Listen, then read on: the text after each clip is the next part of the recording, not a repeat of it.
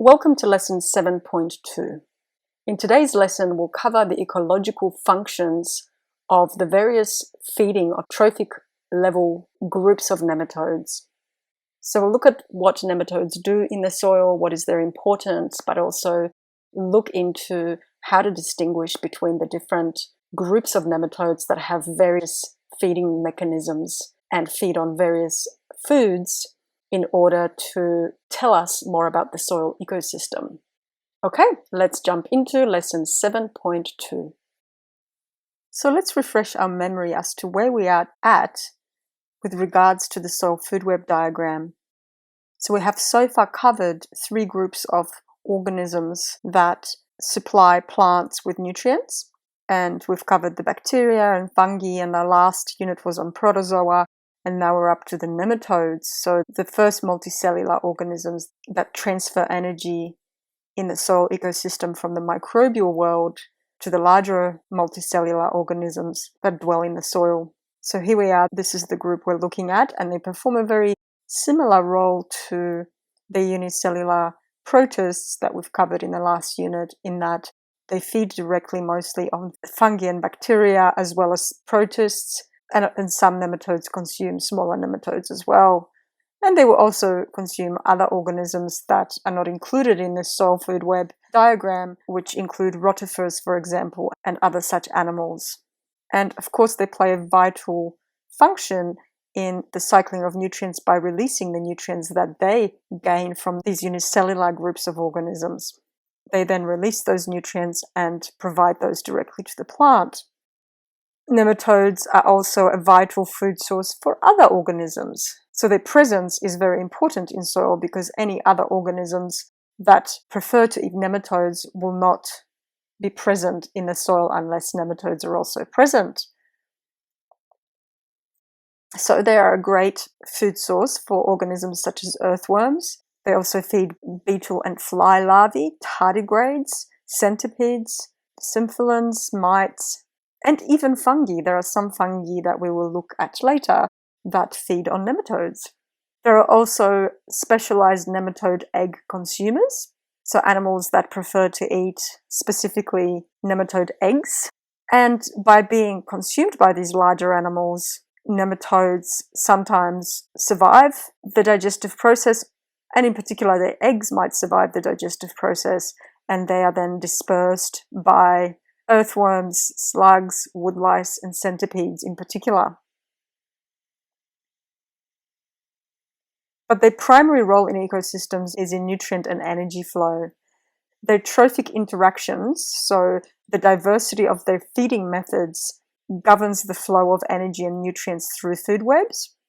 And as we have just seen in the soil food web diagram, this means that there is a transfer of chemical energy from primary production. So from the plant, energy travels through the microbial unicellular organisms like bacteria and fungi, and then there is a transfer of chemical energy by nematodes via grazing, predation, and their role in decomposition.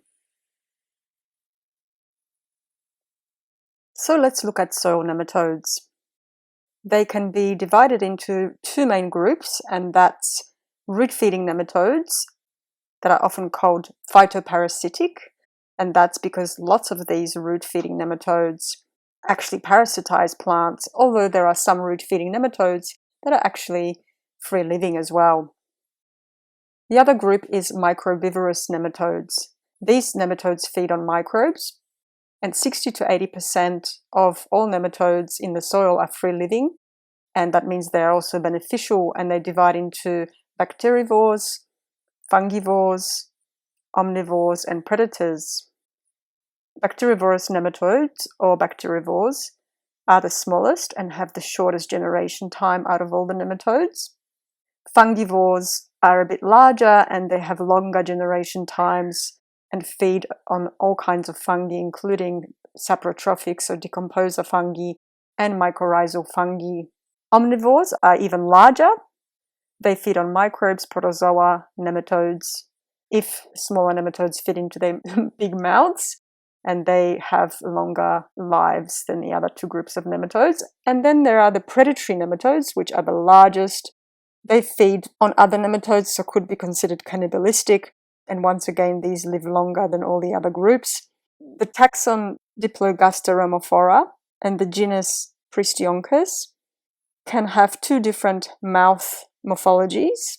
Depending on the food source, it can have a narrow mouth that allows it to feed on bacteria, if that is all the food source that is present in the soil, or it might develop a wider mouth with large teeth and therefore be able to prey on other nematodes if these are present in the soil. So this is food source dependent.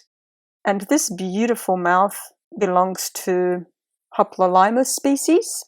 And you can see just how nicely it is arranged. And it's just a gorgeous image showing the beauty in these tiny little microscopic animals.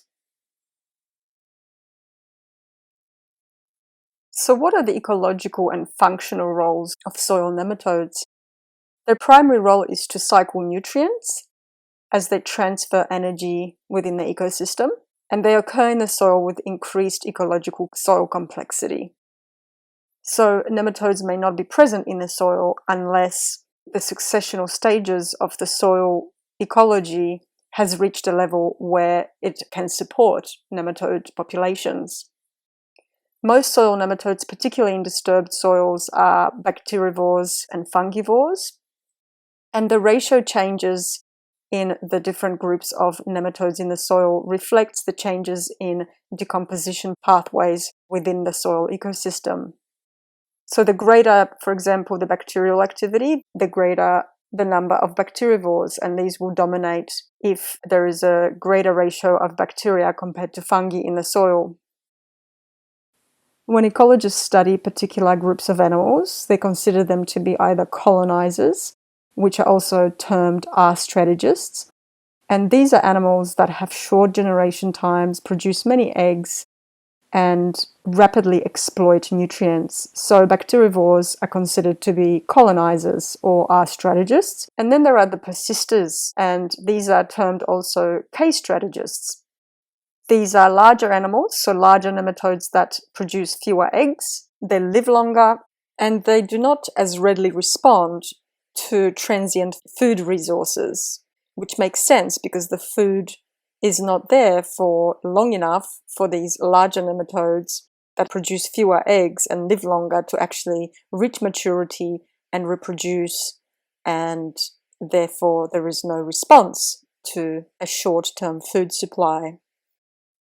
Nematodes, as well as other animals, can be put on a colonizer-persister scale, which ranges from 1 to 5. So, for example, when we look at nematodes, 1 denotes bacterial feeders, which occur in bacteria-rich soils. And also, they can withstand pollution stress. Polluted soils are often dominated by bacteria because only bacteria initially are capable of withstanding polluted ecosystems. And because the bacterial feeding nematodes have a short lifespan and reproduce really quickly, they can just keep increasing in population and dying and producing more eggs, and they don't really get affected by the pollution as much as, for example, fungal feeders would, which live longer and would actually accumulate these pollutants. So these are just some of the characteristics of bacterial feeding nematodes and their position in the colonizer-persister scale. At the other end of the scale are the omnivores and predators, as well as plant feeders. These organisms require microbial diversity, so well-developed ecological succession in the soil, and they are sensitive to pollutants and disturbances. So these are not likely to, for example, exist in soils that are ploughed and where chemical fertilizers and chemical pesticides and herbicides are used. And this is with the exception of parasitic root nematodes. They will occur in those situations, more likely than not. But all the nematodes that require a healthy ecosystem will not be present in those agricultural soils. The image on the right is a scanning electron micrograph of Heterodera, which is a soybean cyst nematode and egg, but I just thought it was a really beautiful image to go along with this information. So nematodes have a profound effect on microbial activity and dispersal in the soil. Microbial consumers, cascading effect on bacterial and fungal diversity and function by altering species interactions. Grazing on bacteria increases bacterial biomass and activity.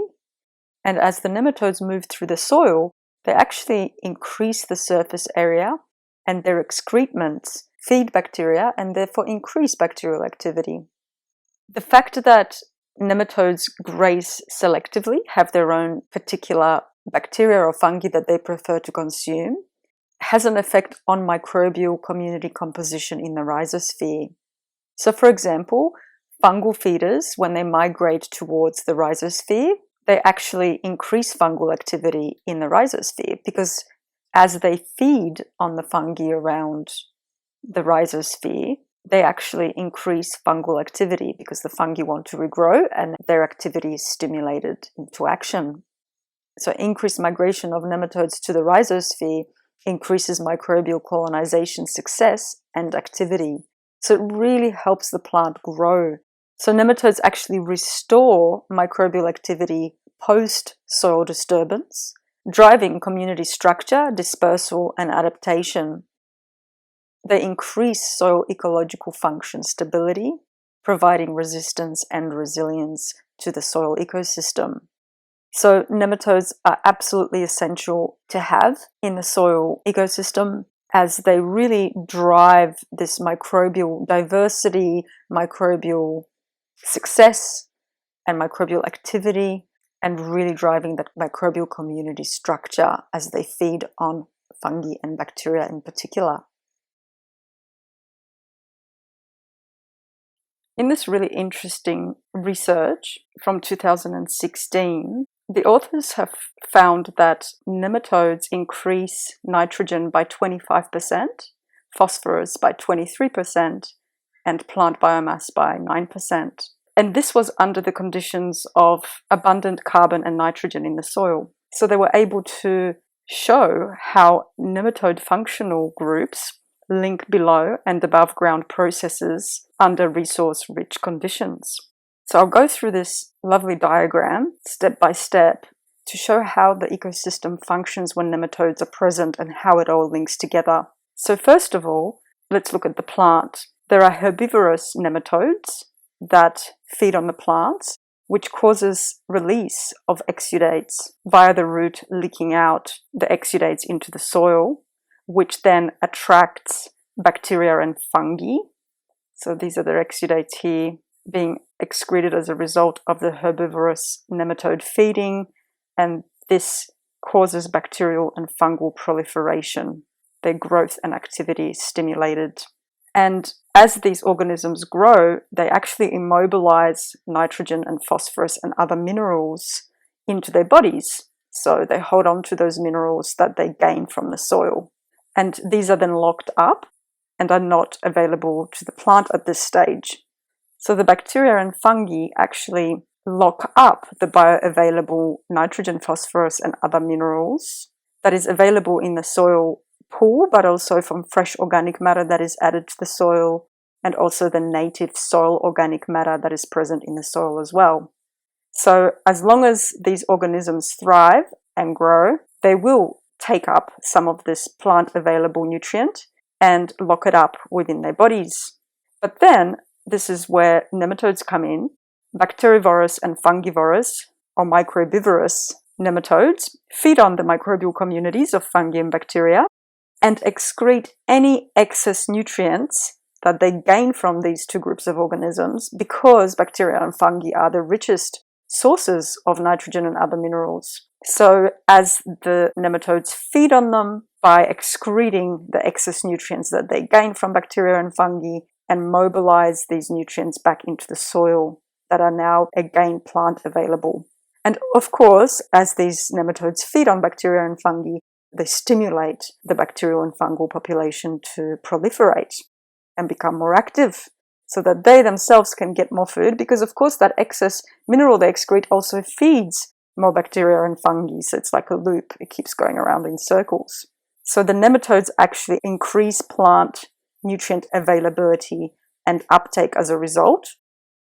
And fresh organic matter can stimulate microbial biomass and activity in a similar way to exudates. So having fresh organic matter in the soil constantly being added, as well as the plant exudates coming from the plant, ensures that the ecosystem functions well and is healthy, and creates enough abundance of bacteria and fungi for microbivorous nematodes to proliferate and ensure the bioavailability of those nutrients that are held in the bacteria and the fungi. And of course, as the bacteria and fungi die naturally, they also feed the plant, but also they are really good at extracting minerals from the rock pool. They have enzymes and acids, so they actually continually bring more minerals into the soil matrix to make it bioavailable by taking that up into their own bodies and then by being a food source to these larger organisms that then release those minerals from the bacteria and the fungi. So this is a lovely representation of how that all works and fits together. So nematodes can be grouped based on their mouth parts or the morphology of their mouth parts. So for example, bacterivorous nematodes, such as in image A, will have quite a narrow mouth designed to be able to suck in bacteria. And so their mouth is quite distinct, as opposed to, for example, plant-feeding nematode, which displays this hypodermic stylet. And this is this hypodermic needle-like spear that is driven by a muscle to puncture plant cells in order to suck in the plant sap that is sweet and the nematode loves to feed on. And this is another example of a root-feeding nematode. Just depending on what types of plants they feed on, they will vary in the thickness of the stylet and how that stylet pierces the plant. This mouthpart is that of a predatory nematode, and it has a tooth, but also a really nice wide mouth.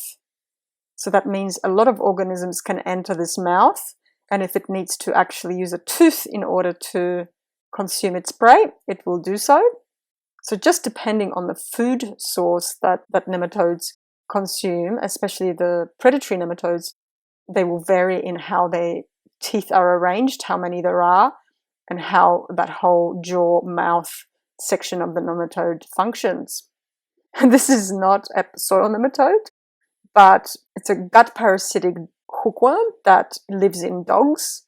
And you can see just how sharp these little teeth are and how painful it must be to have this organism living in your gut. And these are just examples of different nematodes living in the ocean, I think, and other water bodies. But it's a lovely representation of just how varied their mouth parts are and how we can distinguish what type of nematode we're looking at based on their mouth part morphology. This is a schematic representation of the various nematode feeding groups and their mouth parts and how they differ. And this is useful for when someone's first learning about how to identify the various feeding groups of nematodes by looking at what their mouth parts look like. There are several important characteristics here. So let's go through the bacterial feeder first of all. You can see that there is this opening for bacteria to enter. And then bacterial feeders have these two prominent bulbs. This one's called the terminal bulb, and I think this one's the median bulb. But these perform specific functions and are very prominent and visible in the bacterial feeder in the microscope.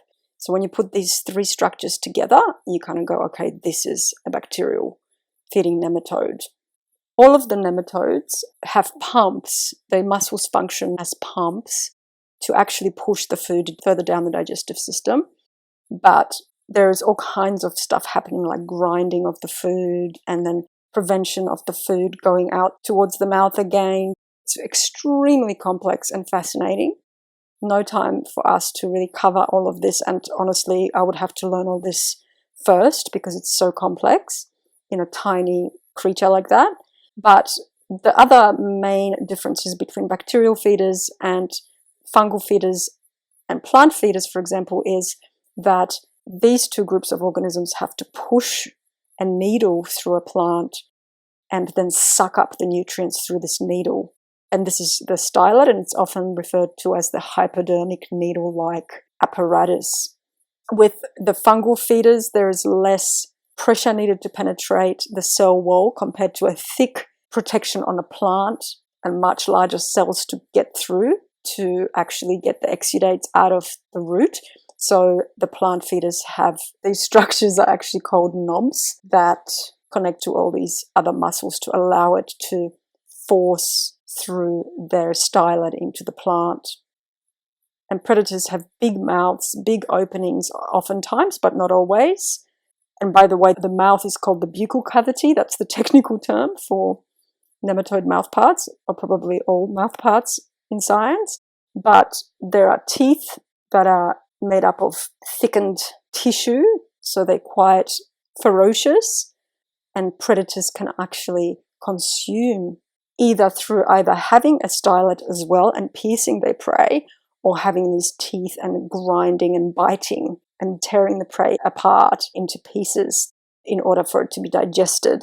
So it just really depends, and this is just a loose way of describing the different feeding mechanisms, because something like an omnivore, a lot of which are also predatory, or carnivores you could say, have the ability to puncture the prey through a stylet, and they're really large oftentimes, so they will even swallow small nematodes and other smaller animals, but they might also have teeth, and they will also have bacterial feeding mechanisms. So it just all depends on the species and what it eats as to what the mouthparts will look like. But this is just a rudimentary way of explaining the differences that you can observe under the microscope when you see these different structures, and then you are able to tell what kind of nematode it is and what it might be feeding on. And this tells you what the ecosystem health is, because these larger, slow-growing predatory and omnivorous nematodes show that it's a healthy ecosystem because all these other nematodes are present. And so it really shows the diversity, but also the resilience of the ecosystem in that soil, and that it is an ecologically evolved soil, that it is at a higher level of succession compared to a soil that's been disturbed and only contains bacterial feeders or no nematodes at all. So these different groups of nematodes we'll be discussing in our next few lessons, and we will be starting with the bacterial feeders. So just to get your excitement juices flowing, this is a scanning electron micrograph of the lip region of females in the family Cephalobidae, which are all bacterial feeding nematodes. But just look at the intricate types of decorations that these nematodes have on their mouth parts. So obviously these all serve a function. All of these decorations are not just there so the nematodes look pretty, but actually serve a very unique function in how the nematodes are able to access the bacteria that they feed on. So some of them are quite beautiful. Looks like a fern here, fern leaves. So next lesson, we will be covering the very important role and function of bacterial feeding nematodes. So we've come to the end of lesson 7.2, and as I've just said, in our next lesson, we'll be talking about bacterial feeding nematodes. So you'll be hearing from me again in lesson 7.3. Bye for now.